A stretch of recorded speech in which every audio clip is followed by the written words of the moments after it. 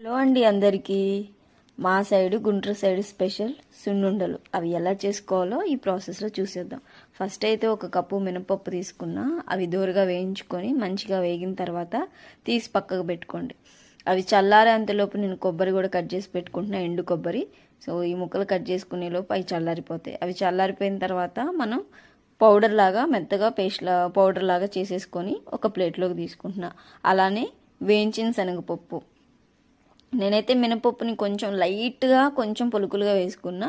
ఇంకా వేయించిన శనగపప్పు, ఈ వీటిని కూడా ఒక కప్ తీసుకోండి. మీరు ఏమైతే కప్తో తీసుకుంటారో అదే దాంతో ఈక్వల్గా ఉండాలి. కొబ్బరి అయినా, వేయించిన శనగపప్పు పౌడర్ అయినా, మినపప్పు అయినా సరే. బెల్లం అయితే డబుల్ క్వాంటిటీ పడుతుంది. సో కొబ్బరిని కూడా ఇలా వేసేసుకొని ఈ మూడింటిని కూడా మొత్తం కలిపేసేసాను.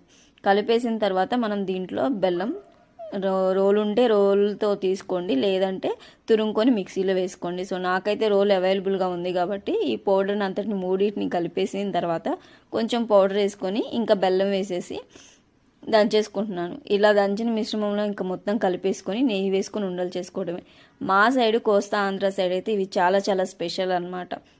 ఎక్కువగా చేస్తాం మేము ఈ ప్రాసెస్లో అయితే. సో నెయ్యి అయితే కరగబెట్టేసుకొని ఇంకా నేను కొంచెం కొంచెంగా పిండికి కొంచెంగా ఆరిపోకుండా వెంటనే కరగబెట్టుకొని కొంచెం కొంచెంగా లడ్డూలు అయితే ప్రిపేర్ చేసుకుంటున్నాను. ఎంతో హెల్దీ అయినా టేస్టీ అయినా సున్నుండలు అయితే రెడీ అయిపోయినాయి. ఇంకా బెల్లం, మినపప్పు ఇవైతే మెయిన్ కాన్సెప్ట్ అనమాట ఇక్కడ. ఎంతో హెల్దీ అండి. రోజుకి మీరు ఒకటి తినండి చాలు, అంత బాగుంటాయి. వీడియో నచ్చితే లైక్ చేయండి, షేర్ చేయండి, సబ్స్క్రైబ్ చేసుకోండి.